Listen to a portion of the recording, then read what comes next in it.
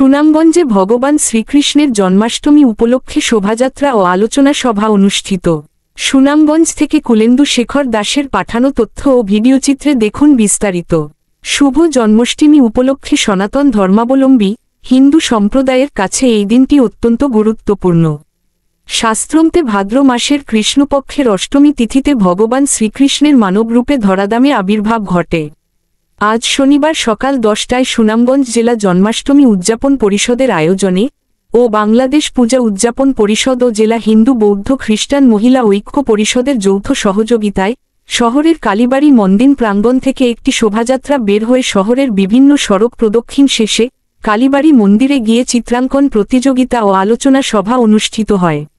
জেলা জন্মাষ্টমী পরিষদের সভাপতি অ্যাডভোকেট রাধাকান্ত সূত্রধরের সভাপতিত্বে ও সাধারণ সম্পাদক প্রসেনজিৎ নন্দীর সঞ্চালনায় প্রধান অতিথি হিসেবে উপস্থিত থেকে বক্তব্য রাখেন জেলা প্রশাসকের প্রতিনিধি সহকারী কমিশনার ও executive magistrate Hasibul Hasan deo.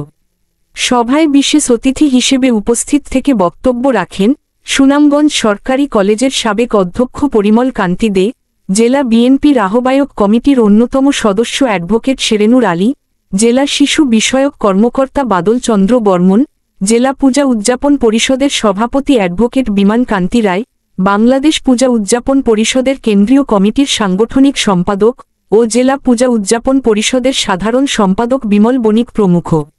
নেতৃবৃন্দরা বলেন, ভগবান শ্রীকৃষ্ণ আজ থেকে 5000 বছর পূর্বে দাপর যুগে আজকের এই দিনে এক বৈরী সমাজে দুষ্টের দমন ও শিষ্টের পালনের উদ্দেশ্যে নিরাকার ব্রহ্ম বাসুদেব ও দেবকীর ঘরে সন্তান হিসেবে পৃথিবীতে ভূমিষ্ঠ হয়েছিলেন। তাই আগামীর স্বনির্ভর বাংলাদেশ বিনির্মাণে সকল ধর্মের মানুষ একে অপরের পরিপূরক হয়ে একটি বাসযোগ্য সুন্দর বাংলাদেশ গঠনের আহ্বান জানানো হয়।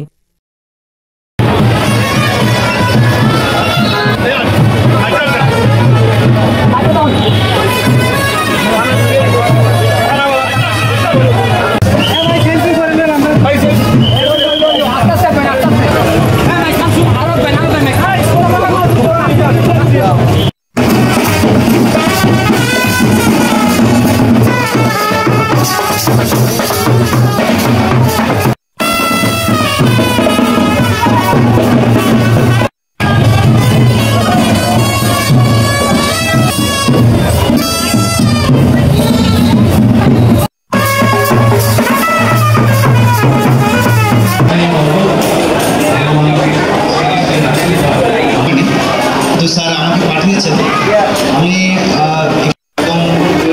ধারণার লোকজন বাস করে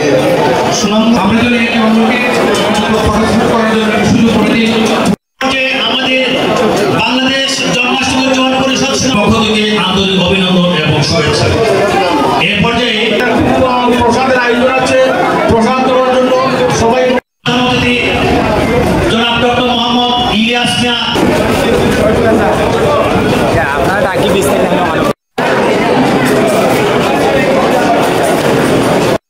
এবং সাম্প্রদায়িক বাষ্প যেটা আমরা বলি সেটা অনেকাংশে এখানে কম, এবং এই জন্য এই এলাকার মানুষের যে বিভিন্ন ধর্মের মানুষের যে আর্থিক সম্পর্ক তা অনেকটাই দায়ী বা অনেকটাই এই ক্ষেত্রে কাজ করে।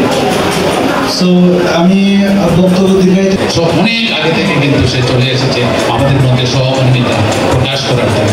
এটা অত্যন্ত আনন্দের ব্যাপার। আমরা নির্ভরও করি সত্যিকার অর্থে আমি শব্দটাই করে বললাম, আমরা শরীরের উপর অনেকাংশে আমি ব্যক্তিগতভাবেও নির্ভর করি একজন বন্ধু হিসাবে, ভাই হিসাবে। ঠিক এরকম সুনামগঞ্জের সকলের মধ্যে আমরা একটি সম্পর্ক আছে, সেই সম্পর্কের ধারা আরও উন্নত হবে, আরও